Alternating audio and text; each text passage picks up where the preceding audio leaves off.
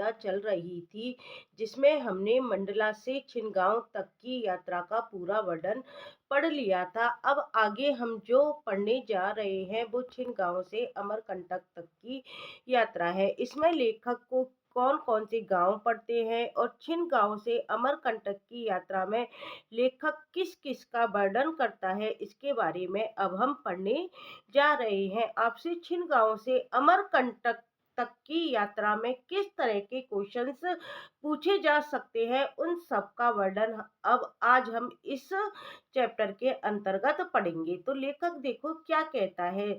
सुबह उठे, कहाँ पर उठे थे? छिनगांव के अंतर्गत लेखक बता रहा है। सुबह उठे तो क्या हो गया? बिस्तर ओस से भीग गया था। आश्चर्य इस बात का हो रहा था कि ऐसी ठंड में भी नींद क्यों कर आई। छिनगांव में लेखक जब सुबह सोकर उठे तो उनको किस बात का आश्चर्य हो रहा था कि ऐसी ठंड में भी उनको नींद कैसे आ गई। मन में रीना गीत के कोमल मृदुल स्वर गूंज रहे थे। आपसे पूछा जा सकता है कि लेखक ने रीना गीत जो सुने थे वो कौन से गांव में सुने थे। तो आपको क्या आंसर देना है। लेखक ने जो रीना गीत सुने थे वो छिनगांव के अंतर्गत सुने थे। और रीना गीत कौन गा रही थी? स्त्रियां गा रही थी। मन में रीना गीत के कोमल मृदुल स्वर गूंज रहे थे। उस रात किसी के यहाँ भी चोरी होती तो पकड़े हम ही जाते। क्यों पकड़े जाते? क्योंकि वो लोग उस गांव के अंदर आ गए थे। किसी स्त्री ने उनको शरण दी थी और अन्य लोग उनको क्या समझ रहे थे? चोर समझ रहे थे। उस रात यदि कहीं पर भी चोरी होती तो चोर कौन माने जाते? वो ही लोग माने जाते। लेकिन कहीं से कोई शिकायत नहीं आई तो फिर छिनगांव से छिन भर के लिए भी नहीं रुके। फिर लेखक क्या कह रहे हैं कि वहां से कोई शिकायत नहीं आई, फिर हम छिनगांव में छिन भर के लिए भी नहीं रुके। तो आपसे छिनगांव के बारे में पूछा जा सकता है। ये इम्पोर्टेंट फैक्ट है। छिनगांव में स्त्रियां कौन सा गीत गा रही थी? रीना गीत गा रही थी। लेखक को चोर कौन से गांव में समझा जा रहा था? छिनगांव के अंतर्गत समझा जा रहा था। बर्छा में एक पेड़ से डाकघर के डिब्बे को लटकते देखा। जो लेखक ने चिट्ठी छोड़ी थी वो कौन से गांव के अंतर्गत छोड़ी थी? तो वो बर्छा गांव था। क्योंकि बर्छा गांव में एक पेड़ से लेखक ने क्या देखा था? डाकघर के डिब्बे को लटकते देखा था। तो ये क्वेश्चन भी यहाँ पर बन जाता है, इसलिए आपको ये भी अच्छी तरह से याद रखना है। कौन सा गांव था? बर्छा गांव था। तो उसमें उसने चिट्ठी छोड़ी, वह मिल तो गई। लेखक को वह चिट्ठी कब मिली? लेकिन मुझे मुझे तारे के तारे के प्रकाश की तरह घर पहुंचने में उसने बहुत समय लिया। मेरे घर लौटने के बाद वह चिट्ठी पहुंची। बर्छा से जो पहाड़ लांगा, फिर वो बर्छा से क्या हुए? आगे बढ़े। तो बर्छा से जो पहाड़ लांगा तो सामने क्या थी? नर्मदा थी। थोड़ा चलने पर वो कहाँ पहुंचे? जोगी टिकरिया पहुंचे। दूसरे दिन लुकामपुर पहुंचे। यहाँ इतनी साफ सुथरी कुटी मिली कि 2 दिन रह गए। लेखक को साफ सुथरी कुटी कहाँ पर मिली थी? लुकामपुर में मिली थी। नदी से पानी लाने के लिए बाल्टी की जरूरत पड़ी। पड़ोस में मांगने गए तो घर की स्त्री ने पूछा, आप क्या मूर्ति हैं महाराज? तो अब हम मूर्ति हैं। लेखक क्या कह रहा है? पड़ोस में जो स्त्री मिली थी उसने लेखक से क्या कहा था? आप क्या मूर्ति हैं महाराज? तो लेखक कह रहे हैं अब हम मूर्ति हो गए। मैं समझ गया। मैंने कहा हमें सीधा नहीं बाल्टी चाहिए। वो स्त्री इसलिए कह रही थी आप कितने लोग हैं जिससे वो उनको सीधा दे सके। तो लेखक उसकी बात को समझ गया था। उसने कहा कि हमें बाल्टी चाहिए। बाल्टी मिल गई। पानी लेकर वो कुटी में आया। थोड़ी ही देर में एक ग्रामीण आकर कहने लगा, पहले इसमें एक पगली रहती थी, कुछ दिनों से कहीं चली गई है। दरवाजा खुला देखा तो सोचा कहीं वापस तो नहीं आ गई। कहीं वो पगली इस कुटी में वापस तो नहीं आ गई। पहले तो पगली शब्द सुनकर चौंका, लेकिन बाद में सोचा कि पागलपन का कुछ झोंक हमारे अंदर भी जरूर होगा। लेखक देखो ऐसा क्यों सोच रहा है कि पागलपन का कुछ झोंक हमारे अंदर भी होगा? वो इसलिए सोच रहा है कि घर में कितनी सुख सुविधाएं मिलती है और हमको क्या शौक लगा है? भ्रमण करने का, नर्मदा तट की परिक्रमा करने का। तो इसलिए वो कह रहा है कि हमारे अंदर भी कुछ पागलपन का झोंक अवश्य रहा होगा, नहीं तो घर की सुख निंदिया छोड़कर पहाड़ जंगल की खाक क्यों छानते फिरते। रात को नर्मदा की मरमर ध्वनि बराबर सुनाई देती। प्राय हर रात कल कल बहती नर्मदा का रब सुनाई देता। दिन में क्या होता, वह भले ही नर्मदा हो, रात में रेवा है। दिन में वह दृश्य है तो रात में श्रव्य है। रात में श्रव्य क्यों कहा गया है? क्योंकि नर्मदा की कलकल ध्वनि शांत वातावरण में सभी को सुनाई देती है, इसलिए रात में श्रव्य कहा गया है। दिन में दृश्य इसलिए कहा गया है क्योंकि दिन में उसका स्वर सुनाई नहीं देता है, वो केवल देखी जाती है। शोरगुल में उसका जो स्वर है वो दबकर रह जाता है। रात में शांति रहती है, इसलिए उसका स्वर सुनाई देता है, इसलिए रात में वो श्रव्य है। दिन में दृश्य है। दिन में भले ही वह नर्मदा है, लेकिन रात में लेखक उसको क्या कह रहा है? रेवा कह रहा है। उस पार है डिंडोरी। डिंडोरी क्या है? बड़ा सा कस्बा है। आज रविवार है, यहाँ के साप्ताहिक बाजार का दिन। वहाँ क्या लगता था? साप्ताहिक बाजार लगता था। कौन से दिन लगता था? रविवार को लगता था। और कहाँ लगता था? डिंडोरी में लगता था। और वो क्या था? कस्बा था। अनेक ग्रामीण नर्मदा को पार कर वहां बाजार करने जाएंगे, शाम को लौटेंगे। उनका ये पैदल नदी पार करना मुझे बड़ा भला लगता है। इसे मैं क्या करूंगा, आज जी भरकर देखूंगा कि वो किस तरह से नदी पार करके जाते हैं। सुबह से ही बैठ गया। शुरू शुरू में तो क्या हुआ, छिटपुट लोग आए, मतलब बहुत कम लोग आए। आते रहे, लेकिन दोपहर से तो क्या लग गया, तांता लग गया। सबसे पहले माँ नर्मदा को प्रणाम करते लोग। क्या करते? सबसे पहले माँ नर्मदा को प्रणाम करते, इसके बाद क्या करते? पानी में उतरते। मुख्य धारा के आने पर सिर की गठरी या गोद का बच्चा संभालते, कांवर का संतुलन ठीक करते और एक दूसरे का हाथ थामकर उसमें उतरते। पानी गहरा नहीं है, लेकिन प्रवाह क्या था, उसका तेज है। नीचे के पत्थर ऊबड़ खाबड़ है और काई के कारण क्या होते थे, पैर फिसलते हैं।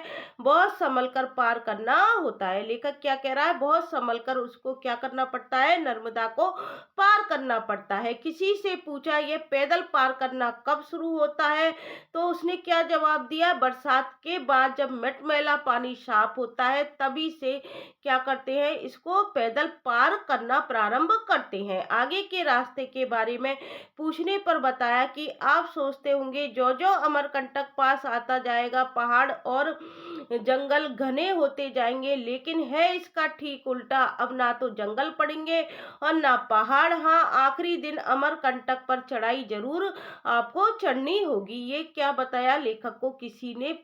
किसी से पूछने पर बताया गया कि जो जो मतलब अमरकंटक पास आता जाएगा, आप सोचते होंगे कि जंगल घने होते जाएंगे, लेकिन ऐसा नहीं है, इससे ठीक उल्टा होता है। अब ना तो जंगल पड़ेंगे, ना आपको चढ़ाई चढ़नी पड़ेगी बिनसार। लेकिन जब अमरकंटक आएगा, जब आपको चढ़ाई जरूर चढ़नी होगी। बिनसारा होते ही चल पड़े। रामघाट के प्रपातों को देखकर सहस्त्रधारा का स्मरण हो आया। ये भी पॉइंट इंपॉर्टेंट है। लेखक को सहस्त्रधारा का स्मरण किसको देखकर आया? तो रामघाट के प्रपातों को देखकर आया। अंतर यह है कि सहस्त्रधारा के प्रपात हैं वो दूर दूर तक बगरे हैं, जबकि यहाँ के प्रपातों का रेवड़ एक ही जगह इकट्ठा हो गया है। टाप के आकार की एक विस्तृत सपाट चट्टान से असंख्य क्या होती हैं, जलधाराएं गिरती हैं। और देखो किससे तुलना की है, ये आपसे पूछा जा सकता है। मोर जैसे पंख फैलाकर नाचता है, उसी तरह नर्मदा के यहाँ अपनी जलधाराएं फैला दी हैं। किससे तुलना की है? मोर के पंखों से तुलना की है। जैसे मोर अपने पंख फैलाकर नाचता है, उसी तरह नर्मदा के यहाँ अपनी जलधाराएं फैला दी हैं। तो रामघाट के प्रपातों को देखकर लेखक को किसकी याद आती है? सहस्त्रधारा का स्मरण आता है। अंतर क्या है? सहस्त्रधारा के प्रपात तो क्या है, दूर दूर तक बगरे हैं, जबकि यहाँ के प्रपातों का मतलब रामघाट के प्रपातों का रेवड़ क्या है, मतलब रामघाट के प्रपातों का रेवड़ एक ही जगह इकट्ठा हो गया है। अंतर बताया गया है, आपसे पूछा जा सकता है। घोड़े के टाप के आकार की एक विस्तृत सपाट चट्टान से असंख्य जलधाराएं गिरती हैं। किस तरह से गिरती हैं? मोर जैसे पंख फैलाकर नाचता है, उसी तरह नर्मदा के यहाँ अपनी जलधाराएं फैला दी है। प्रपात बहुत छोटे हैं, इक्के दुक्के से तो शायद ध्यान भी ना जाता, पर ये क्या है, दल के दल हैं, मृग छोनों की तरह हैं ये। किससे तुलना की है, मृगछौनों की तरह ये लगते हैं, इन्हें गोद में ले सहला तो फिर कुलाचे बनने के लिए छोड़ दो। इस तरह से ये क्या लगते हैं, प्रपात लगते हैं और बहुत छोटे हैं। इक्के दुक्के से तो शायद लेखक का ध्यान नहीं जाता, पर ये क्या है, दल के दल हैं। यहाँ से चलते समय अचानक मेरा ध्यान आकाश की ओर गया। लेखक का ध्यान कहाँ गया, आकाश की ओर गया। तो मैं ठिठक गया, देखा भरी दोपहरिया में चांद कैसा दिखाई दे रहा है, धुंधला और क्षितिज के पास दिखाई दे रहा है, लेकिन मैदान में डटा हुआ है। सूरज में ये दमखम कहा कि आधी रात को दिखाई दे, सूरज हमको आधी रात में नहीं दिखाई देता है, लेकिन जो चांद होता है वो भरी दोपहरिया में भी दिखाई देता है।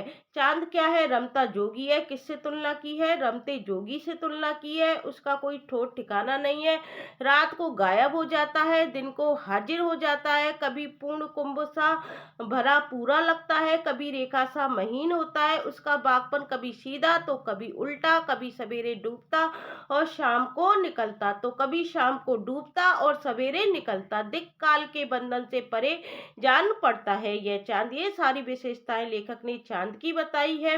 हमारे जीवन में सूरज का अनुशासन भी हो और चांद का स्वेर विहार भी हो, नियम का कठोर पालन भी हो और मौज मस्ती की गुंजाइश भी हो।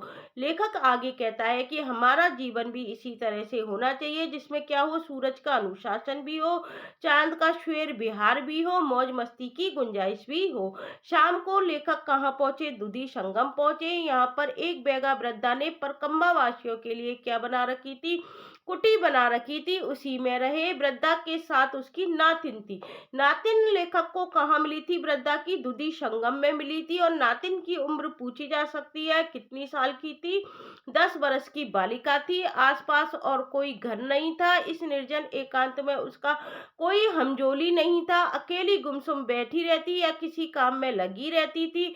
हंसने खेलने की उम्र में ही कैसी गंभीर हो उठी थी, मतलब उसकी नातिन थी वो, मतलब हंसने खेलने की उम्र में भी ऐसा लग रहा था गंभीर हो गई थी। किसी प्राचीन कहानी की अभिशप्त बालिका बालिका सी उस बच्ची का विशाल व उदास उदास आदिवासी चेहरा आज भी बुलाए नहीं भूलता। वो कौन थी, आदिवासी। आपसे पूछा जा सकता है कौन थी वो महिला, आदिवासी थी। उसकी नातिन 10 बरस की थी। सुबह नर्मदा की बाकी चितवन देखते हुए आगे बढ़े। शरद ऋतु के आकाश में सफेद बादलों के झुरमुट नजर आने लगे थे। उसकी परछाइयां मानो धरती को बुहार रही थी। एकाकी निर्जन पथ गांव भी पहले से क्या हो गए थे, नाम मात्र के रह गए थे। और कितने घर थे, केवल 15-20 घर यहाँ थे, 10-5 घर वहां, बस हो गया गांव। इसे क्या कहते हैं, टोला कहते हैं। टोला किसे कहते हैं, जहां पर 10-5 घर होते हैं वहां क्या होता है, टोला होता है। खेतों में जुताई बुवाई हो रही थी। कभी कभी सिर पर मटकी लिए खेतों की ओर जाती ग्रामीण स्त्रियां दिख जाती। दोपहर को लेकर कहाँ पहुंचे, बीजापुरी पहुंचे। एक किसान की पर्ची में खाना खाने बनाने के लिए रुके। यादवेंद्र खाना बनाने लगा तो मैं क्या था, थका हुआ था। तो लेखक कह रहा है मैं लेट गया। सोकर उठा तो मुझे क्या था, तेज बुखार था। पिछले कुछ दिनों से हम दिन भर चलते ही रहते थे, इसी का थकान का बुखार था यह। रात लेखक वहीं रुका, खाना वहीं खाया। खाना उसने क्या करा, नहीं खाया। रात वहीं रहना पड़ा, खाना नहीं खाया। दूध पीकर क्या हुआ, सो गया। सुबह उठा तो बुखार चला गया था, लेकिन कमजोरी काफी आ गई थी। पर जो ही साथ में रखे तिल के लड्डू खाकर पानी पिया तो हिम्मत बंधी। आपसे पूछा जा सकता है लेखक ने कौन से लड्डू खाए थे, तिल के लड्डू खाए थे। बोझा लादा और आगे बढ़े, बसंतपुर होकर कंचनपुर। पिछले कुछ दिनों से हम शहडोल जिले में चल रहे हैं। यहाँ के निवासियों की साहित्यिक रुचि की दाद देनी होगी। गांव के नाम क्या आए हैं, बसंतपुर, कंचनपुर, चंदन घाट, कस्तूरी। और तहसील का नाम क्या है, पुष्पराजगढ़। तहसील का नाम क्या है, पुष्पराजगढ़। कंचनपुर में ठहरने की व्यवस्था हो जाएगी, इसमें संदेह था। तो पास के गांव के एक लड़के ने कहा, आप चिंता ना करें, यहाँ व्यवस्था होती है तो ठीक है, वरना मैं आपको अपने गांव ले चलूंगा। बहुत बड़ा गांव है मेरा, 27 घर हैं। कितने घर थे वहां पर? 27 घर। पर वहां व्यवस्था हो गई। दूसरे दिन एक फेरी वाले का साथ हो गया, उसके साथ क्या थी? एक स्त्री भी थी। दोनों कहाँ जा रहे थे? बिलासपुर जा रहे थे। आज वहाँ क्या था? साप्ताहिक बाजार था। फेरी वाला था, वो कपड़े की दुकान लगाएगा, और स्त्री किसकी लगाएगी? चूड़ियों की। हम चले थे भीमकुंडी जाने के लिए, लेकिन देहात का हाट देखने की इच्छा से इनके साथ हो लिए, लेकिन वे बहुत तेज चलते थे, आगे निकल गए। हम तीसरे पहर पहुंचे। आज 20 किलोमीटर चले थे। लेखक कितने किलोमीटर चला था? 20 किलोमीटर। परसों बुखार के कारण 10 कदम चलना मुश्किल था, आज एकदम 20 किलोमीटर। इतनी शक्ति कहाँ से आ गई? फिर लेखक आगे कहता है, प्रत्येक मनुष्य में क्या होता है? शक्ति का ऐसा गुप्त भंडार होता है जो खास खास मौके के लिए सुरक्षित रहता है, पर हाजिर होता है। खास खास मौके के लिए सुरक्षित रहता है, एन मौके पर क्या होता है? वो हाजिर होता है और हमारी भरपूर मदद करता है। शक्ति का यही संचित कोष आज मेरे काम आया। छोटा सा गांव बिलासपुर था, जो चारों ओर पहाड़ियों से घिरा हुआ था, हरियाली में डूबा था। लेकिन कैसा बाजार! कपड़ों की 4-5 दुकानें छोड़ दे तो पूरे बाजार में 500 रुपए का भी माल नहीं था। सुबह चल दिए। ऊंची पहाड़ी पर से भीमकुंडी दिखाई देने लगा। नीचे के खेतों से कुहासा उठ रहा था और लहराती बदली सा फैल रहा था, मानो पृथ्वी के थाल से धूप का धुआं उठ रहा हो। लेखक ने जो भीमकुंडी की विशेषता बताई है, वो कैसी विशेषता बताई है? ऊंची पहाड़ी पर से भीमकुंडी दिखाई देने लगा, नीचे के खेतों से कुआसा उठ रहा था और लहराती बदली सा फैल रहा था। कैसे? पृथ्वी के थाल से धूप का धुआं उठ रहा हो। नर्मदा दिन पर दिन कैसी होती जा रही थी? छोटी होती जा रही थी। भीमकुंडी की शिशु नर्मदा को देखकर चकित रह गई। शिशु नर्मदा कहाँ पर दिखाई दे रही थी? भीमकुंडी पर। इसे पार करने में आधा मिनट भी ना लगता। पानी में घड़ा मुश्किल से डूबता था। समझ गए कि अब हम अमरकंटक ज्यादा दूर नहीं, अब हम बहुत सावधान होकर चल रहे हैं। कहीं ऐसा ना हो कि नर्मदा को झरना समझकर पार कर बैठे। रात लेखक कहाँ रहे? दुधवा में रहे। यहाँ से जंगल विभाग की कच्ची सड़क मिल गई, जो पहाड़ की तलहटी के साल वन से जाती जाती है। फरी सेमर में एक बेगा के घर की दीवारों पर लेखक ने क्या देखी? सुंदर कलाकृतियां देखने को मिली। बेगा स्त्रियों के शरीर क्या थे? गुदनों से झलक रहे थे। बेगा स्त्री मतलब आदिवासी स्त्रियों के शरीर गुदनों से झलक रहे थे। दमकड़ से मेकल पर्वत ने नर्मदा को मानो अपनी भुजाओं में उठा लिया है। यहाँ से अमरकंटक की चढ़ाई शुरू हुई। टेढ़ी मेढ़ी पगडंडी से होते हुए कोई 2 घंटे में हम ऊपर आ गए। छोटा सा मैदान पार करके थोड़ा उतरे तो कहाँ पहुंच गए? कपिलधारा पहुंच गए। अब लेखक कहाँ पहुंच गए हैं? कपिलधारा। कपिलधारा क्या है? प्रपात बाहुल्य नर्मदा का सबसे पहला और सबसे ऊंचा प्रपात है। नीचे उतरकर प्रपात के पाए ताने खड़े होकर इसे आपाद मस्तक से देखने लगे। प्रपात से उठती हुई झंकारमयी ध्वनि घाटी को थपथपा रही थी। नीचे नदी की तेज धारा चट्टानों में से भागती चली जा रही थी। हम श्रद्धा बनत यह देखते रहे। सहसा में जोर से चिल्लाया, नर्मदा आ आ। समूची घाटी ने प्रतिध्वनि के रूप में उत्तर दिया, हाँ आ आ। कुछ लोग प्रपात के पीछे खड़े थे। नीचे जहाँ पानी गिरता है खो है, इसलिए प्रपात के पीछे जाया जा सकता है। चारों ओर दर्शक, बीच में प्रपात देखने की ऐसी सुविधा बहुत कम प्रपात देते हैं। नीचे जाकर दूध धारा भी देख आए। यहाँ का नैसर्गिक सौंदर्य इतना भा गया कि रात वहीं रह गए। सुबह नहाकर चले। अमरकंटक में कल्याण दास के आश्रम में रहे। सामान रखकर नर्मदा कुंड गए। लेखक कहाँ पर रुके थे? आपसे पूछा जा सकता है। अमरकंटक में कल्याण दास के आश्रम में रुके थे और सामान रखकर वहां पर नर्मदा कुंड गए थे। तीसरे दिन क्या थी? दीपावली थी। हमने दीपावली यहीं बनाने का निश्चय किया। लेखक ने दीपावली कहाँ बनाई थी? अमरकंटक में। कल्याण दास जी ने अपने आश्रम में बड़े प्रेम से रखा था। लाखों की लागत में आश्रम बन रहा है, लेकिन खुद केवल क्या पहनते हैं, लंगोटी पहनते हैं। कहने लगे यह लंगोटी ही मेरी क्या है, जागीर है। आपसे पूछा जा सकता है कल्याण दास क्या पहनते थे, केवल लंगोटी पहनते थे और क्या कह रहे हैं कि यह मेरी जागीर है। कई वर्ष वो हिमालय में रहे हैं, नर्मदा परिक्रमा तो कब की कर चुके हैं। 3 दिन तक उनका स्नेह आतिथ्य पाते रहे। कौन पाते रहे, लेखक। दिवाली की रात को स्त्रियां थी, वो क्या कर रही थी, नर्मदा कुंड में दीप छोड़ रही थी। अंधेरी रात में कुंड में झिलमिलाते दीपों का केसरिया उजाला में देर तक देखता रहा। आखिर मुझसे रहा नहीं गया। एक स्त्री से लेखक ने एक दिया मांग लिया और अपने हाथ से जलाकर कुंड में छोड़ा। फिर मन ही मन क्या बोले, माँ नर्मदे तेरी पूजा में मैंने एक दीप जलाया है, बदले में तू भी एक दीप जलाना मेरे हृदय में। बड़ा अंधेरा है, माँ किसी तरह जाता नहीं, मेरे हृदय में क्या है, बड़ा अंधेरा है, जाता नहीं। तू दीप जलाएगी तो दूर हो जाएगा, इतनी भिक्षा मांगता हूँ माँ, तो दीप जलाना। ये इस बात को कौन कह रहे हैं, अमृतलाल बेगड़। तो ये आज हमने क्या पढ़ ली, छिन गांव से अमरकंटक तक की यात्रा का वर्णन जो सौंदर्य की नदी नर्मदा में बताया गया है, वो हमने आज पूरा पढ़ लिया है। यदि आपको सौंदर्य की नर्मदा पुस्तक पढ़नी है तो मैंने प्लेलिस्ट बना रखी है, जिसमें शुरू से सारे चैप्टर मैंने आपको बता रखे हैं। आज हमने छिन गांव से अमरकंटक तक की यात्रा पढ़ ली है। आगे की यात्रा मैं आपको अगली वीडियो में प्रोवाइड कराऊंगी। यदि आपको मेरी वीडियो अच्छी लगती है तो प्लीज़ इसे लाइक, शेयर और सब्सक्राइब करना मत भूलना। Thank you guys.